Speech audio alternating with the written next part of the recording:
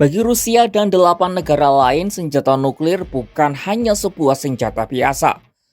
Nuklir merupakan senjata yang mungkin paling jarang digunakan dan hanya tersimpan rapi di gudang. Tapi keberadaannya menyebarkan ketakutan dan ancaman terhadap rival-rival suatu negara. Dan pecahnya perang Rusia-Ukraina semakin memperkuat daya tawar nuklir di kancah global.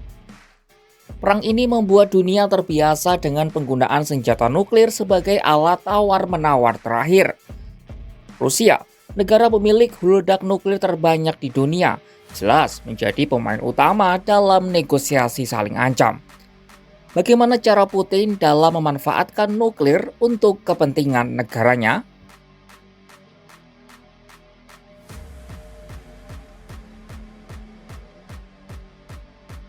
Sebelum bahas arti penting nuklir bagi Rusia, sahabat Kompas.com perlu tahu dulu perkembangan terbaru soal nuklir Rusia. Presiden Rusia Vladimir Putin resmi menaikkan doktrin nuklir baru Rusia pada Selasa 19 November 2024. Pembaruan doktrin nuklir ini sebenarnya sudah diusulkan sejak September 2024 lalu. Namun doktrin ini baru disahkan pada Selasa, bertepatan dengan 1000 hari berlangsungnya perang Rusia-Ukraina. Intinya, doktrin baru ini mempermudah Rusia untuk menggunakan senjata nuklir. Misalnya dalam doktrin lama, Moskwa hanya bisa meluncurkan senjata nuklir jika terjadi serangan nuklir atau rudal balistik atau senjata pemusnah massal dari negara lain.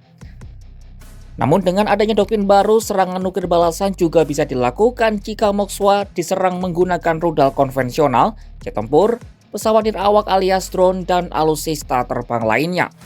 Tak cuma itu, Rusia juga bisa menyerang negara yang tidak memiliki senjata nuklir. Syaratnya, negara itu didukung oleh negara pemilik senjata nuklir. Misalnya Ukraina, yang tidak memiliki senjata nuklir tapi didukung oleh Amerika Serikat, Inggris, dan Perancis yang semuanya memiliki senjata nuklir. Lalu kenapa Putin gemar sekali menjadikan nuklir untuk mengancam rival-rivalnya?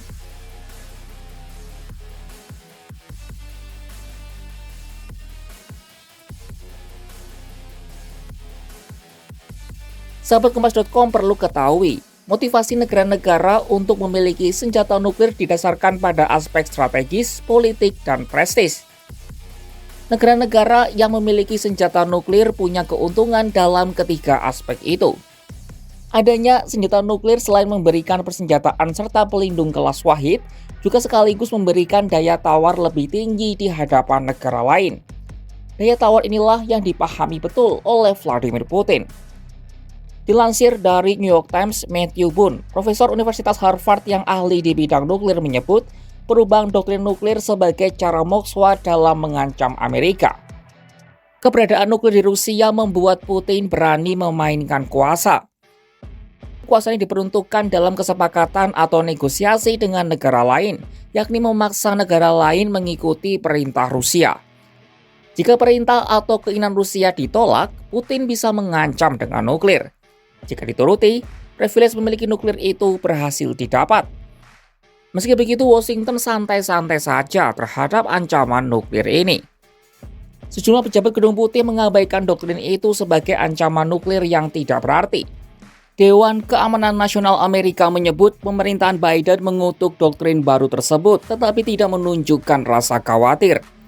Dewan Keamanan mengklaim tidak ada perubahan dalam postur nuklir Rusia, sehingga tidak ada yang perlu diwaspadai oleh Amerika. Gedung Putih menganggap Putin hanya bersilat lidah tanpa ada aksi yang berarti. Meski begitu, mereka juga memastikan kalau Putin akan mendapat sanksi berat jika benar-benar menggunakan senjata nuklir. Amerika juga beranggapan postur nuklir yang dimilikinya dan NATO mampu menghalangi penggunaan nuklir Rusia. Matthew menyebut dalam jangka pendek Rusia tidak akan meningkatkan aktivitas nuklirnya. Sementara dalam jangka panjang kemungkinan adanya perang nuklir bisa jadi sedikit meningkat. Hal ini karena tindakan Washington yang ikut campur dalam perang Rusia-Ukraina bisa jadi menambah kebencian Putin terhadap Barat.